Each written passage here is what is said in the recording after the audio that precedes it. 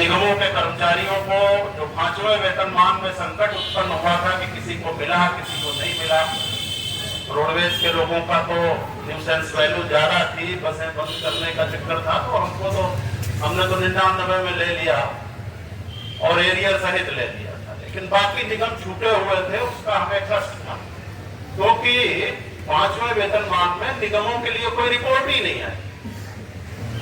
6ठे वेतनमान में के दौरान निगम महासंघ सक्रिय हुआ, संघर्ष किया, नेता लोग जेलों में गए और उसका परिणाम यह रहा कि आप सभी को, हम सभी को 6ठे वेतनमान का लाभ मिला। उसके बाद 7वें का भी मिला और हम आज जहां खड़े हैं जिस निगम में, ये यहाँ के नेतृत्व को मैं इसके लिए बधाई देना चाहता हूं कि 7वें वेतनमान का जो लाभ है वो इन्होंने संघर्ष करके हासिल किया। हालांकि उसमें मैनेजमेंट और गवर्नमेंट ने 2 टुकड़े करने की कोशिश की, कुछ लोगों को 900 लोगों को दे दिया, बाकी बरसात के जो लोग थे छोड़ दिया, लेकिन उस संघर्ष को करके उसको भी आपके संगठन ने हासिल किया। आज महंगाई भत्ता भी अप टू डेट आपको मिल रहा, वो सारी सुविधाएं लगभग जो राज्य कर्मचारियों के लिए अनुमन्य है वो आपको मिल रही। अब दूसरा संकट आ गया, भाई पता नहीं क्या हो रहा है, मैं समझ नहीं पा रहा हूं कि कर्मचारियों को, कर्मचारी संगठनों को अपने निगम का अस्तित्व बचाने के लिए संघर्ष करना पड़ रहा है। बड़ा दुखद, बड़ा चिंतनीय है। जो इसके मालिकान हैं उनको अपना घर कैसे चलाना है, घर कैसे मजबूत रहे, बेसिक जिम्मेदारी तो उनकी है। कर्मचारियों को तो जितना काम सौंपा जाता है वो काम करते हैं, काम नहीं करते हैं तो उनके खिलाफ अनुशासनिक कार्यवाही होती है, अनुशासनिक कार्यवाही चला करके उनके खिलाफ दंड पारित किए जाते, दंडादेश पारित किए जाते। तो कर्मचारियों की भूमिका तो बहुत सीमित है, लेकिन ये इतना दुखद है कि आप ही के निगम पे नहीं, अगर आप गहराई से दृष्टि डालें कि जब हम लोग नौकरियों में आए तो ये कहा जाता था 66 निगम है इस प्रदेश में, और 66 से घटते घटते अब कहे 36 है, और 36 में भी 2-3 बिल्कुल समाप्त प्राय, बाकी कहां गायब हो गए। सीमेंट कारपोरेशन कहां चला गया, खनिज विकास निगम कहां चला गया, इस तरह के तमाम चलचित्र निगम कहां चला गया पता ही नहीं।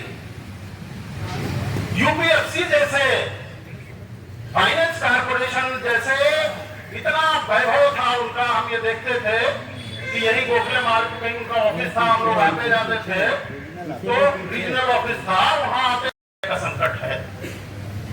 निगम को अपनी मौत मार देने की परिस्थितियां पैदा की जा रही, हम बंद भी नहीं करेंगे।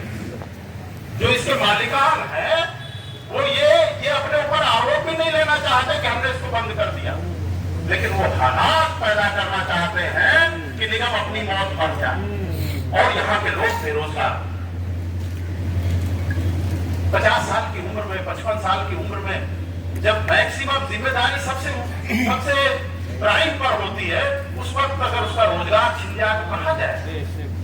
वलीम साहब कह रहे थे 4ठे वेतनमान में, इनकी दाढ़ी देखिए, वैसे उम्र वो अभी छिपा रहे थे अपनी, लेकिन वो तो खैर इनके चेहरे पे आ गई है, जो भी हो पूछ लूंगा अकेले में असली क्या है आपकी। लेकिन सोचिए जो जिन निगमों के कर्मचारी जो हम उनका भी नेतृत्व कर रहे हैं, जो 4ठे वेतनमान में है, उनके परिवार कैसे चल रहे हैं, उनके खर्च कैसे चल रहे हैं, चिंता का विषय। तो इन चीजों से बाहर कैसे पाया जा सकता है, सिर्फ एकताबद्ध होकर के और एकजुट होकर के इन परिस्थितियों से आपको पा सकते हैं आप।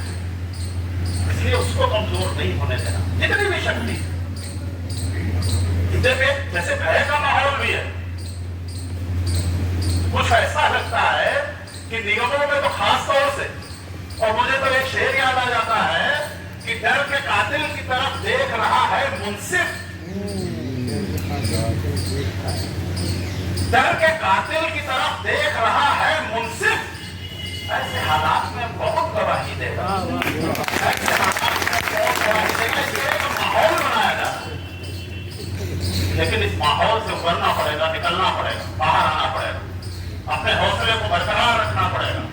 कहते हैं उसूलों पे जब आना चाहे तो जिंदा रहना जरूरी है। उसूलों पे अगर आ चाहे तो वो अगर जिंदा स्लिप कर रहा है मेरे दिमाग से भाई आपको याद शेर व शायरी मेरा शौक नहीं है, ऐसे जबान में आ जाता है कर देता हूँ मैं। हाँ, उसूलों पे अगर आ चाहे तो टकराना जरूरी है, उसूलों पे अगर आ चाहे तो टकराना जरूरी है, वो अगर जिंदा तो जिंदा नजर आना जरूरी है। हौसले को कायम रखें। जिस दिन ये कमजोर पड़ गया, कितने लोगों को आप पुल बनाने का काम कर रहे हैं, कितने लोगों को आप सहजता पूर्वक दरिया पार करा रहे हैं। इंटरनेशनल फेम का ये कारपोरेशन कितने अवार्ड जीते हैं इसने,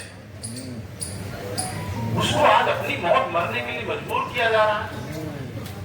और उसमें भी ये सबसे दुखद है कि कुछ लोग एकत्रित नहीं हो पा रहे,